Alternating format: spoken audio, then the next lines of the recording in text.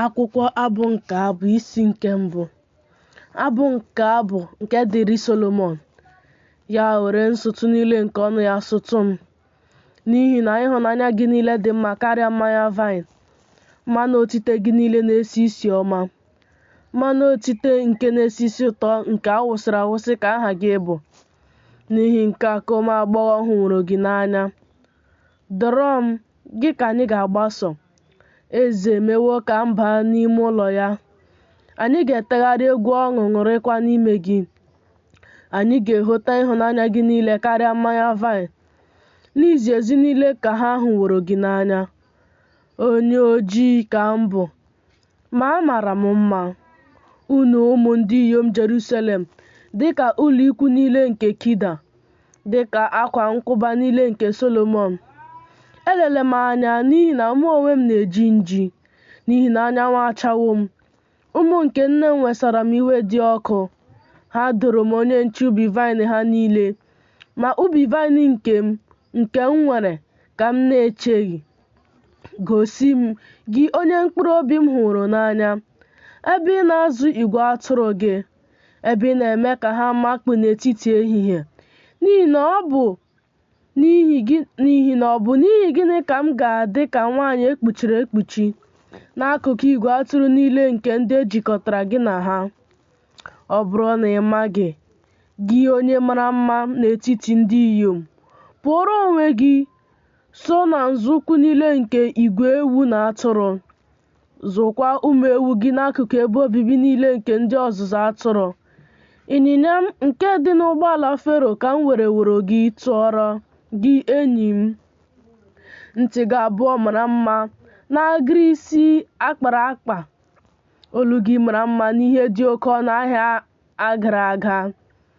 Ihe ọkpụkpa dị iche iche nke ọlaedo ka anyị ga-emere gị, ya na mkpuchi ọlaọcha. Mgbe eze nọ n'oche ya dị gburugburu, mmanụ nadụ nke m sipụrụ isi ụtọ ya.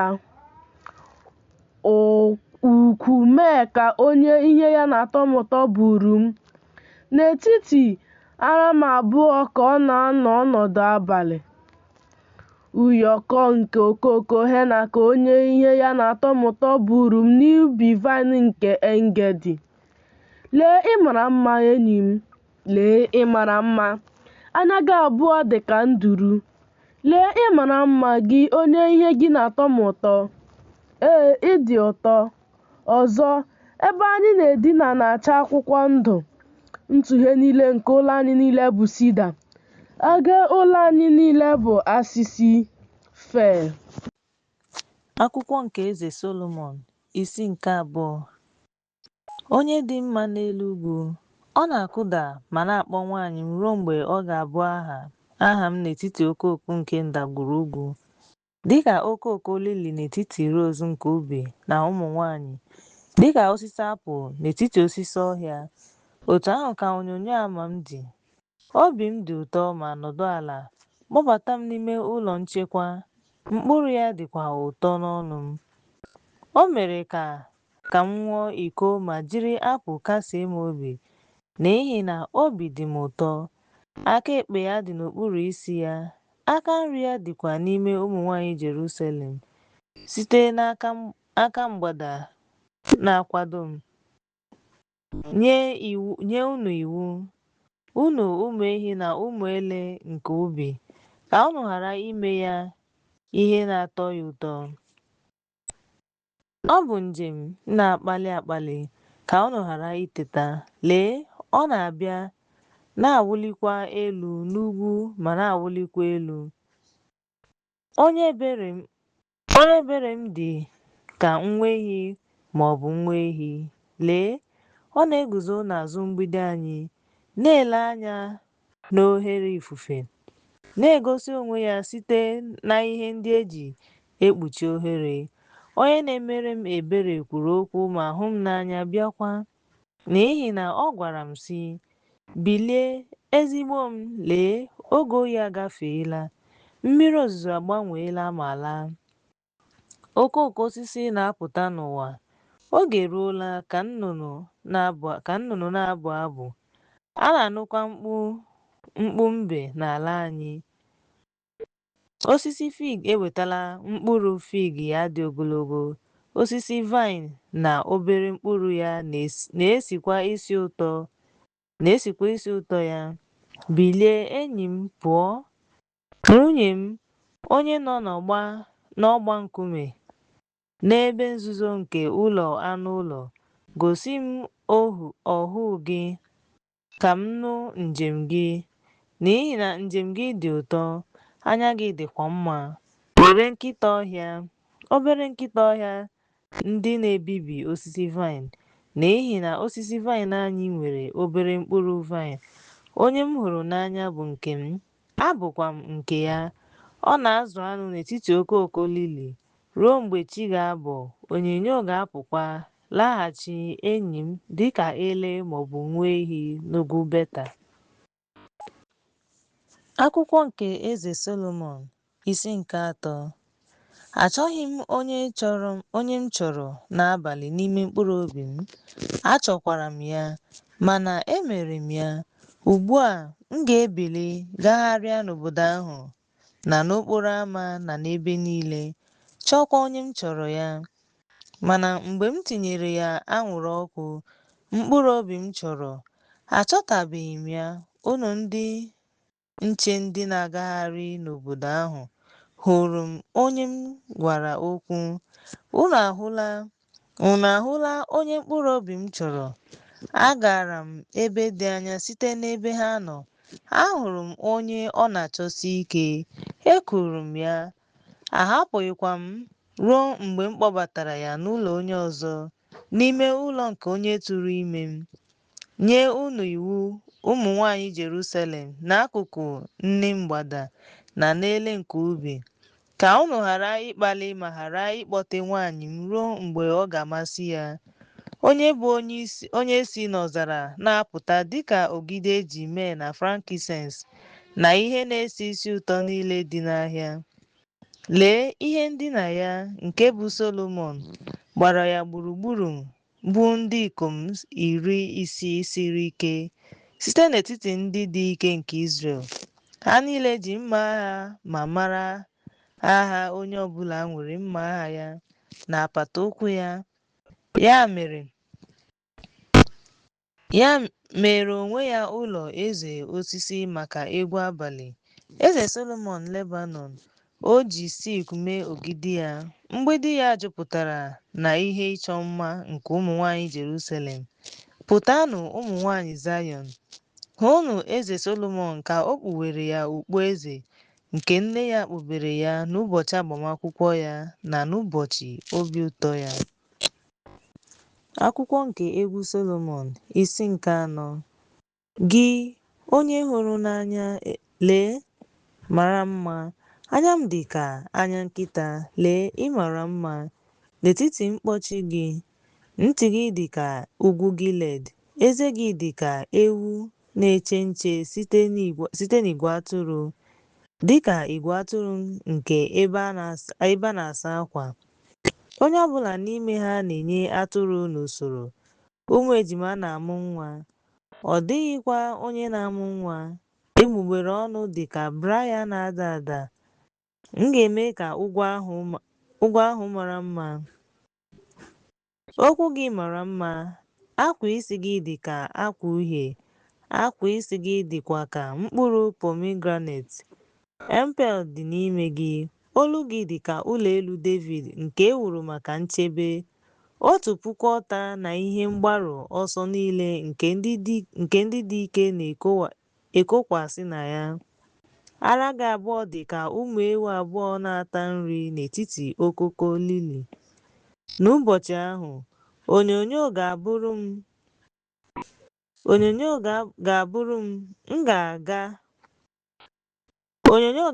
m ga-aga n'ugwu Mee na ugwu frankincense. Unu niile bụ ntụpọ n'ime gị, soro m si n'ebe m nọ bịa. Enyi m nwanyị, ọ dịghịkwa Lebanon, nwunye m, soro m si Lebanon bịa lee anya site n'elu Amana, site n'elu Senia na Lebanon, site n'ugwu ọdụm na ugwu agụ. Nwanne m nwanyị, nwunye m, imerụ obi m ahụ. I jiri otu anya gị na-eriri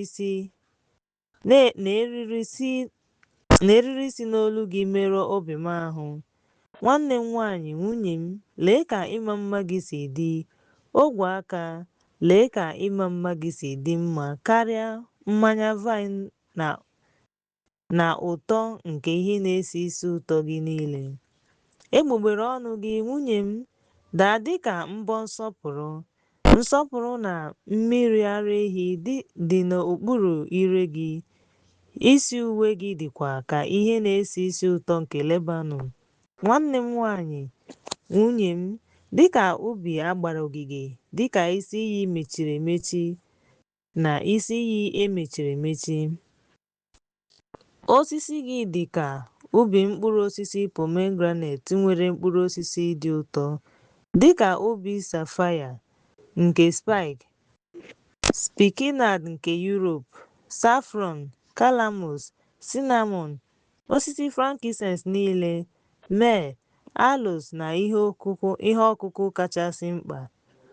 O isi iyi ubi osisi mmiri doro anya, na isi iyi nke Lebanọn, bilie o ugwu, bịa o ndịda, fesa n'ubi m ka ihe na-esi ísì ụtọ ya wee gbapụta. Ka onye na-achọ ọdịmma m bịa n'ubi ya rie mkpụrụ osisi ya dị ụtọ. Akwụkwọ nke egwu Solomọn isi nke ise. Abatawo n'ubi m, nwanne m nwanyị, nwunye m, achịkọtala m mee m na ihe na-esi ísì ụtọ m, eriwo ọkpụkpụ m na ọkpụkpụ m. Aṅụwo m mmanya vaịn na mmiri ara ehi m, rie ihe, ndị enyi m ṅụọ ihe ọṅụṅụ, meekwa ka obi dị m ụtọ nnọọ, hie ụra. Mana obi m etetawo, ọ bụ olu onye na-emere m ihe ọma na-akụ aka na-asị, meghee m, nwanne m nwanyị, nwunye m, nwa m nwoke, n'ihi na isi m jupụtara na igirigi, mkpọchi m dịkwa n'abalị. Ewepụwo m uwe mwụda m, kedu ka m ga-esi yikwasị ya ọzọ? Asala m ụkwụ m, kedu ka m ga-esi merụọ ha? Enyi m guzoro n'aka m n'ọnụ ụzọ, obi m wee hụ ya n'anya.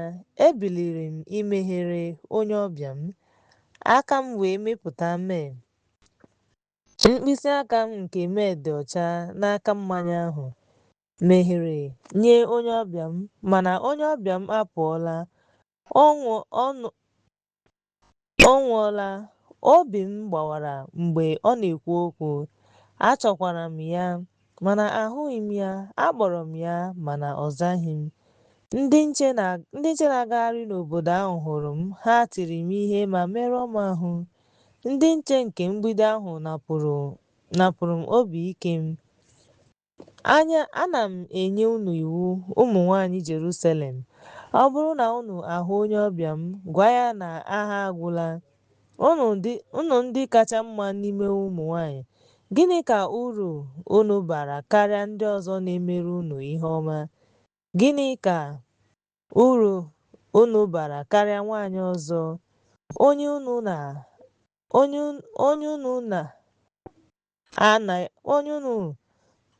na-ana ya ụgwọ maka ya? Akụ m dị ọcha ma sie ike, nke kacha mma n'ime puku iri. Isi ya dị ka ọlaedo dị mma, mkpuchi ya dịkwa mma gbagọrọ agbagọ. Ọ dịkwa ka ebe tọgbọrọ n'efu. Anya ya dị ka eze mmiri nke eji mmiri ara ehi saa ma nọrọ nso n'ime ite ndị jupụtara. Ntị ya dị ka ihe ndina nke ihe na-esi ísì ụtọ, na dịka okooko osisi na-esi ísì ụtọ. Egbugbere ọnụ ya dịkwa ka okooko lili nke na-ada n'elu mee dị ọcha. Aka ya dị ka mgbaaka ọlaedo eji chrysolite mee. Afọ ya dị ka ure ọcha eji sapphire kpuchie. Ụkwụ ya dị ka ogidi marble nke etinyere n'elu ntọala ọlaedo dị mma. Ihu ya dị ka Lebanọn mara mma dịka sida. Ọnụ ya dị ka ihe na-atọ ụtọ, ọ dịkwa ụtọ. Nke a bụ nnabata m, nke a bụkwa ihe na-atọ m ụtọ. Ụmụ nwanyị Jerusalem, unu ndị inyom kacha mma, ebee ka ezi ihe gị gara? Ebee ka ezi ihe gị si pụọ? Ka m wee hụ ya na unu. Akwụkwọ nke egwu Solomọn isi nke 6. Onye na-emere m ebere agbadawo n'ebe okoko lili ya dị. Ubi gaa n'ebe na-esi isi ụtọ, izu nri n'ubi ma chịkọta. Onye na-emere m ebere, onye na-emere m ebere bụkwa nke m. Onye na-azụ n'etiti okoko lili. Ị mara mma dịka Tiza, mara mma dịka Lerusel, dịkwa egwu dịka ndị agha nwere ọkọlọtọ. Tụgharịa, wepụ anya gị n'ebe m nọ, n'ihi na ha na-eme ka m tụọ egwu. Ntị gị dị ka igwe ewu na-ele anya site na Gilead. Eze gị dị ka igwe atụrụ na-esi n'ebe a na-asa akwa pụta. Ebe a na-amụ ejima oge ọbụla, ọ dịghịkwa onye na-amụ nwa. Ụlọ nsọ gị dị n'ime mkpọchi gị dịka iberibe pomegranate. E nwere ndị eze nwanyị 60 na ndị iko nwanyị 4. Ọ dịghịkwa onye n'etiti ụmụ agbọghọ ahụ, ma nwunye m nọ naanị ya, onye m na-emerụghị emerụ. Ọ bụ naanị nwanyị nke nne ya, ọ bụkwa onye a hụrụ n'anya nye onye mụrụ ya. Ụmụ agbọghọ ahụ ahụwo ya, ha agụwokwa ya dịka onye a gọziri agọzi, dịka ndị eze nwanyị na ndị iko nwanyị ndị tọrọ ya. Onye bụ onye mara mma dịka ụtụtụ? Onye bụ onye mara mma dịka ụtụtụ, mara mma dịka ọnwa, dị ọcha dịka anyanwụ, dị egwu dịka ụsụ ndị agha nwere ọkọlọtọ. Agara m n'ubi mkpụrụ osisi iji hụ osisi dị na ndagwurugwu ahụ, ịhụ ma osisi vaịn ahụ na-amị ifuru na ma osisi pomegranate ahụ na-amị ifuru. Amaghị m ihe ọbụla. Uche m mere ka m dị ka ndị a ama ama. Laghachi, laghachi, o Shulamite, laghachi. Laghachi ka anyị hụ gị. Gịnị ka ị ga-ahụ n'ime Shulamite ma ewezụga igwe ndị agha? Akwụkwọ nke egwu Solomọn isi nke 7. Lee ka nzọụkwụ gị si maa mma n'ụkwụ, ada nke ndị isi.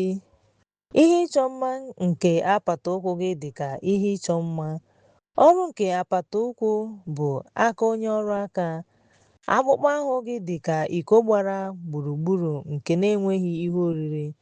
Afọ gị dị ka ịkpọ ọka wit gbara ya gburugburu, nke okoko lili gbara ya gburugburu. Ara gị abụọ dị ka nne mgbada abụọ. Olu gị dị ka ụlọ elu Yorie. Anya gị dị ka ọdọ mmiri azụ nke Heshbọn. N'ọnụ ụzọ ámá Bat-Rabim. Imi gị dị ka ụlọ elu Lebanọn na-ele Damaskọs anya. Isi gị dị ka akpụkpọ anụ, osisi isi gị dịkwa ka ododo. Eze ejikọtara na nkuku isi. Lee ka isi maa mma, leekwa ka isi dị mma, onye nwe m n'ihe ụtọ. Ogologo gị dị ka nkwụ, isi gị dịkwa ka mkpụrụ osisi. M wee sị, m ga-aga rie ihe n'osisi nkwụ, m ga-enweta alaka ya. Ara gị dị ka ụyọkọ osisi vaịn. Ụtọ imi gị ga-adịkwa ka apụl. Ụda ọnụ gị ga-adịkwa ka mmanya vaịn dị mma, nke na-agba ozugbo n'udo m, ma na-eme ka egbugbere ọnụ ndị ochie kwuo okwu. Abụ m onye na-emere ebere, ọchịchọ ya dịkwa n'ebe m nọ. Bịanụ ndị na-emere m ebere, gawa n'ime obodo ma nọrọ n'obodo nta. Gaa n'ubi vaịn n'isi ụtụtụ, lee ma osisi vaịn ahụ agbaala ifuru. ma obere mkpụrụ vaịn ahụ agbaala ifuru ma ọ bụ ma mkpụrụ pomegranate ahụ agbaala ifuru, n'ebe ahụ ka m ga-aga nye gị ọṅụ m. Mandarek ahụ aghọọla isi isi isi isi isi ísì ụtọ. Ihe ụtọ niile dịkwa n'ọnụ ụzọ ámá anyị, ọhụrụ na ochie, onye na-emere m ebere. Echekwabara m ha maka gị. Akwụkwọ nke egwu Solomọn, isi nke asatọ. Ọ dị m mwute ọ bụrụ na ị dị ka nwanne m nwoke nke na-arara nne m.